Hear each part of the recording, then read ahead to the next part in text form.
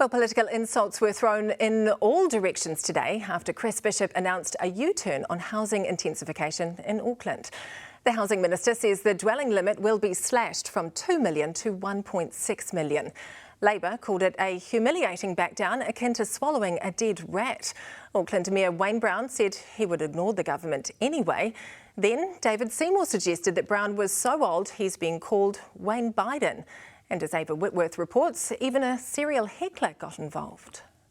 NIMBYs 1, government 0. The message loud and clear from Aucklanders today, not in my backyard. So the government scaled back its housing intensification plan, a capacity of 2 million dwellings slashed to 1.6 million. I accept the 2 million figure was a red herring that transformed into a lightning rod. Cabinet will now legislate to lower the housing capacity by 20%. Chris Bishop says his new limit is the midpoint between the Council Unitary Plan's 1.2 million and the 2 million the government had earlier proposed. Politics is always all about compromise on the way through, and it's a good step forward. And the point is this, it's a more politically sustainable plan. But the issue still hits a raw nerve for some. Former Vision NZ candidate and serial heckler Carl Mokoraka interrupted Bishop's speech, challenging the minister over housing in South Auckland. Bishop responded directly.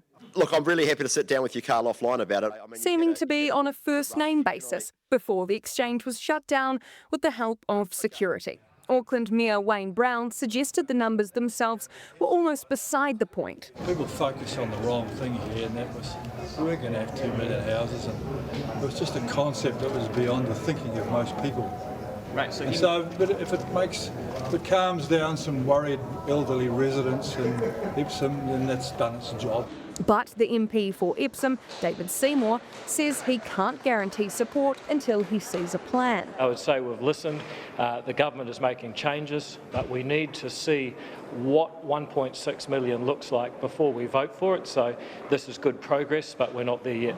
And he wasn't holding back on the mayor. This needs a bit of maturity, and to be honest, I wouldn't have thought that someone I've recently heard him referred to as Wayne Biden, he might not be the right person to make fun of the elderly. But Brown not seeming to care what central government has to say. I'm not sitting up here to have David Seymour tell me what to do.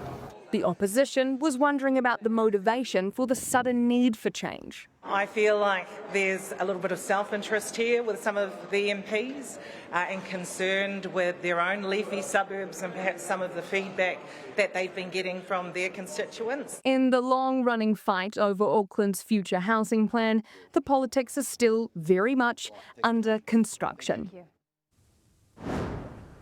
Well, Ava, how is the Prime Minister selling this policy U-turn?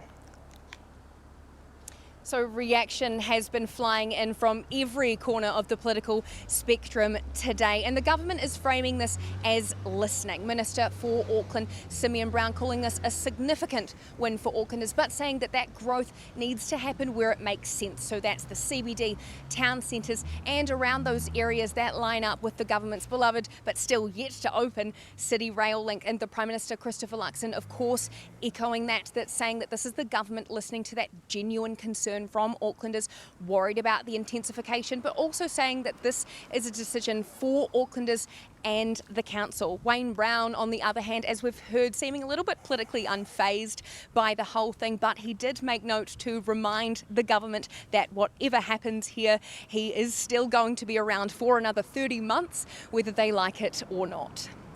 Very good. Ava, thank you.